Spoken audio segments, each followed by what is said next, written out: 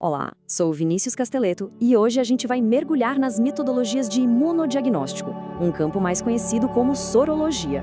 E olha, prepare-se, porque isso é quase uma história de detetive, onde as pistas mais cruciais estão escondidas, bem no nosso próprio sangue.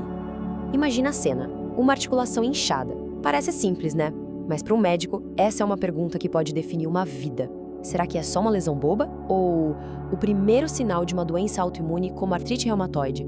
Uma doença onde o diagnóstico precoce muda tudo. E o problema é que a artrite reumatoide é uma doença crônica e bem destrutiva. O grande desafio é que no comecinho os sintomas são meio vagos, sabe? Fica difícil ter certeza do diagnóstico antes que um dano que não tem mais volta comece a acontecer nas articulações. Ok, então se os sintomas físicos são meio confusos, para onde a gente olha? A ciência moderna nos ensinou a procurar em outro lugar. A resposta definitiva, a pista que vira o jogo, não está ali na articulação, mas sim no soro do paciente. E foi justamente no sangue que os cientistas acharam uma pista revolucionária, um biomarcador tão poderoso, mas tão poderoso, que mudou para sempre a forma como se diagnostica artrite reumatoide. E essa pista tem nome, é o anticorpo anti-CCP. Agora, olha esse número, 95%. Parece só um número, né? Mas em termos de investigação, isso aqui é praticamente uma confissão. 95% é a especificidade do teste anti-CCP. Isso significa que um resultado positivo dá um grau de certeza altíssimo de que, sim, estamos falando de artrite reumatoide. E a história fica ainda mais impressionante. Alguns estudos mostraram que o anti-CCP pode ser detectado no sangue em média 4 anos e meio antes da pessoa ter qualquer sintoma clínico. É como encontrar a arma do crime anos antes do crime sequer acontecer. É incrível. Mas como é que essa pista surge do nada? É um processo fascinante chamado citrulinização. Pensa assim, primeiro, a inflamação liga uma enzima. Essa enzima, a PAD, vai lá e modifica uma proteína comum do nosso corpo. O sistema imune que não reconhece essa versão alterada, olha para ela e pensa, opa, isso aqui é estranho. Ele cria o que a gente chama de neoantígeno. E aí, para finalizar, as células B entram em ação e começam a produzir os anticorpos para atacar esse novo alvo. Esses anticorpos são o anti-CCP. Para a gente ter uma ideia do salto que isso representou, vamos comparar com a pista antiga, o fator reumatoide.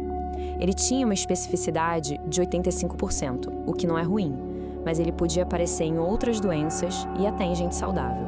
Já o anti-CCP, com seus 95% de especificidade, esse é um detetive de elite. Ele aponta quase que exclusivamente para artrite reumatoide. Esse caso da artrite reumatoide é um exemplo fantástico, mas ele é só um capítulo dentro de um campo gigantesco da medicina. Então, vamos dar um passo para trás agora e olhar para o quadro geral, para o mundo ao qual ele pertence, a sorologia. Então, afinal, o que é sorologia? É exatamente isso que a gente está vendo. É a arte e a ciência de ser um detetive imunológico.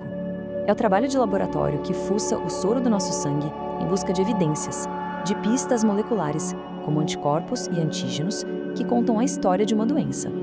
E como todo bom detetive, a sorologia tem sua maleta de ferramentas. Cada método, cada técnica, serve para descobrir um tipo diferente de pista. Vamos dar uma olhada em algumas das mais importantes. A primeira ferramenta da nossa caixa é a mais visual de todas, a aglutinação. Para entender, pensa nos anticorpos da classe IgM. Eles são os gigantes do sistema imune, com uma estrutura que parece uma estrela de 5 pontas. Essa envergadura toda permite que eles funcionem como pontes, agarrando várias células de uma vez só até formar um aglomerado, um grumo que a gente consegue ver a olho nu. Só que aí surge um problema. E os anticorpos menores, como os da classe IgG? Eles são super importantes em várias doenças, mas são pequenos demais, não conseguem formar essas pontes.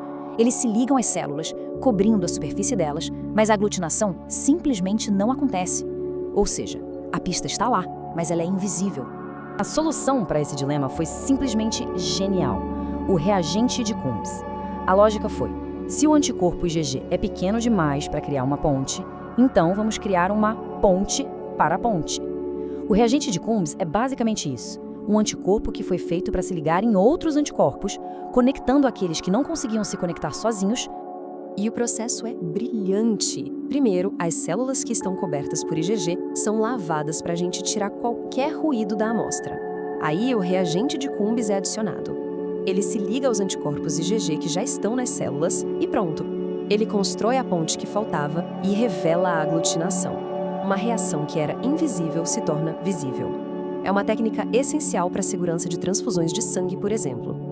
Outra ferramenta importantíssima é rastrear a inflamação. E para isso, a gente tem dois marcadores com, digamos, personalidades bem opostas. A proteína C reativa, a PCR, é a velocista. Sobe e desce em questão de horas. Perfeita para a gente ver em tempo real se um tratamento para uma infecção aguda está funcionando. Já a velocidade de hemossedimentação, a VHS, é a maratonista. Leva dias para subir e semanas para cair, o que a torna mais útil para acompanhar a atividade de doenças crônicas. O ponto crucial aqui é que todas essas ferramentas que a gente viu, do anti-CCP ao teste de Cumbis e a PCR, elas transformaram a medicina.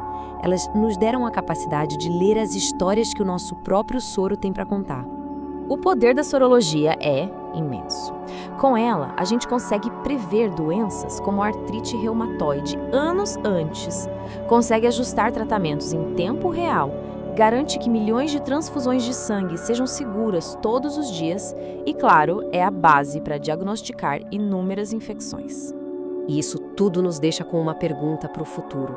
O nosso soro é um tipo de arquivo biológico do nosso passado e uma foto instantânea do nosso presente.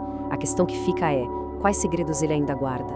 Que doenças que hoje são um mistério a gente vai conseguir decifrar e talvez até prevenir só por aprender a olhar para as pistas certas em uma gota de sangue?